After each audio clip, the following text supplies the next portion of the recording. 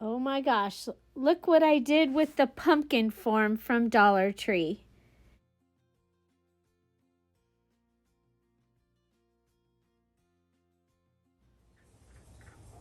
So our rose bush in the backyard, it is a thornless rose bush. It has long vines and it needed a trim. And I needed vines for this pumpkin form.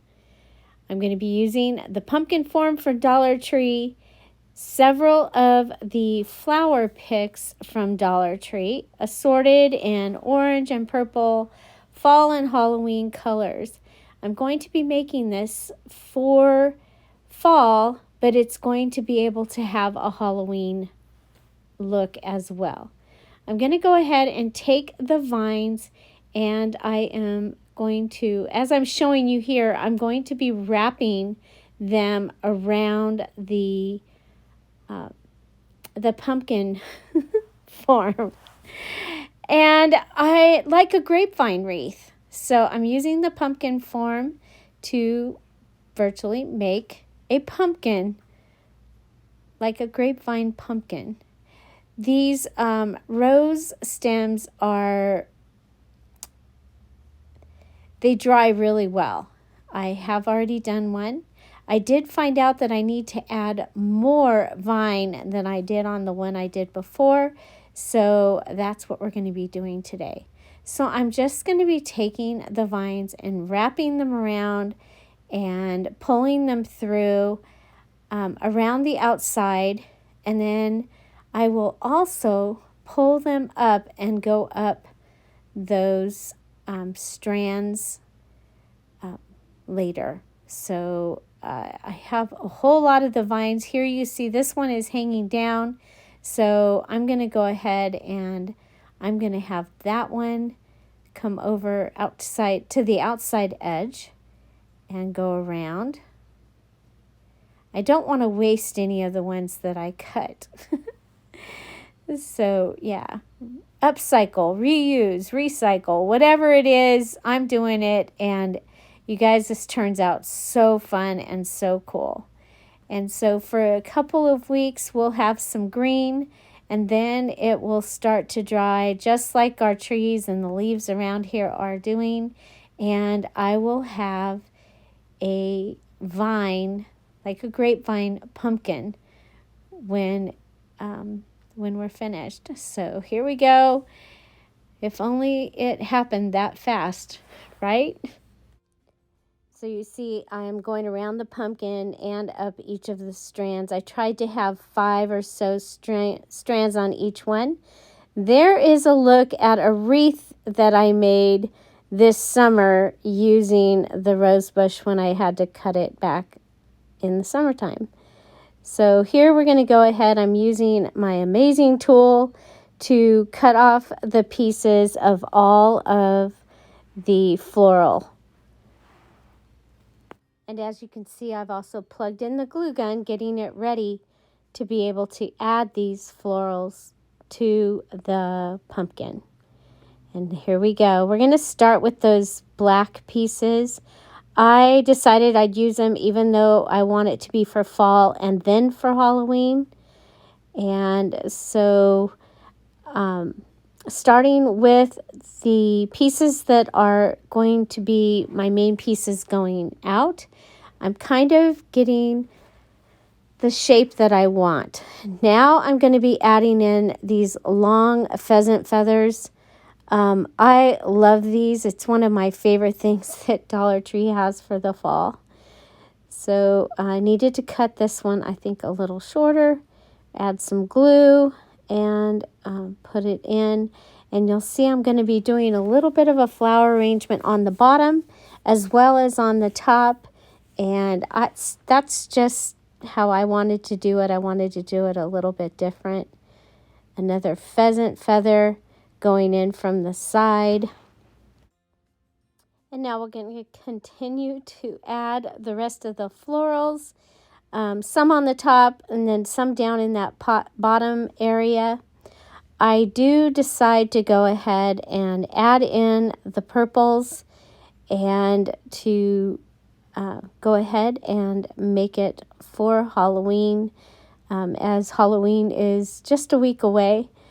But you're going to see that I don't glue the purple hydrangeas in, and that is on purpose so that I can just take those out and be able to use this pumpkin for fall.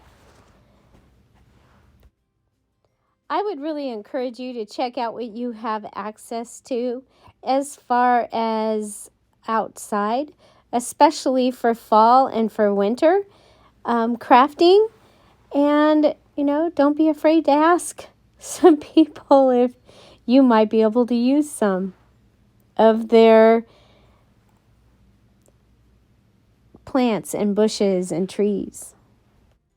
It's amazing what you can make for free. So here you see I am adding the purple and I'm adding the black pieces. I really don't want to have anything left over. I purchased these items specifically for this project, and so I want to make sure I'm using all the little bits.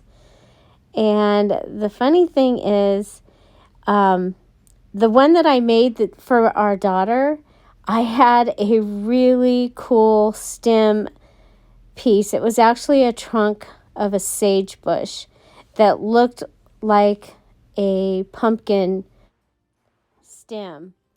I found it in the desert one of the times that we went and did the road crossing for the night race, and brought it home. And then when I was making her this pumpkin, I've already made one for her, I used it on there. So here we're going to have to make our own. So I'm taking some of that Amazon, the paper, and I've ripped it at an angle. And now we're going to go ahead and start on the skinny end and start rolling it up. And I'm going to just crinkle it, roll it up, add some glue so it stays together. I've made sure that the bottom is big enough to go over the wire part of the stem of the pumpkin. And then I'm going to add some glue and put that on there. And I think it turns out pretty cool. So just adding that glue, sticking it in there, putting it over, and there you go. We have a pumpkin. Now, this can go on my door just like this. Like I said, the green leaves will turn brown and they will actually fall off. The vines will turn brown and it will look very fall. I love it. So here I've added a black and white checked bow, and I found that the hydrangea fell out. I decided for Halloween I would use this purple raffia. I'm going to use a celery tie to tie it. So I've just made a loopy bow, tying it with the celery tie. Then I'll tie it up there to the stem, twist it in the back, and then separate it and twist it again so that it has a place to hold it on the wreath hanger. I'm going to take two of the loops and just tie them together to cover the celery tie, and there is my pumpkin.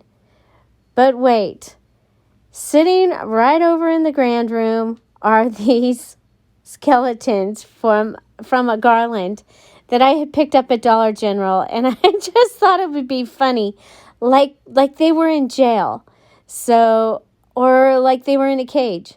So I decided that I would put them inside the pumpkin just to make them a little more fun for Halloween, for the trick-or-treaters. And I'll actually probably shine a light on there, or I might put one of those spooky blinking lights in it or something. We'll see. But I love it. I love the way this turned out. I think it's something totally different. I haven't seen anybody taking a rose bush and putting it on there. But it does dry, and it will be a pumpkin vine wreath. I think it's going to be amazing. And I think the skeletons just make it for Halloween. So there you go. So this is on the inside door, and in just a moment you'll get to see it on my outside door. I love the way it turned out, and I hope you do too. Let me know if you get to make a rose-covered pumpkin. Thank you so much for being here. Now I hope you'll go... Oh, it says stay a while.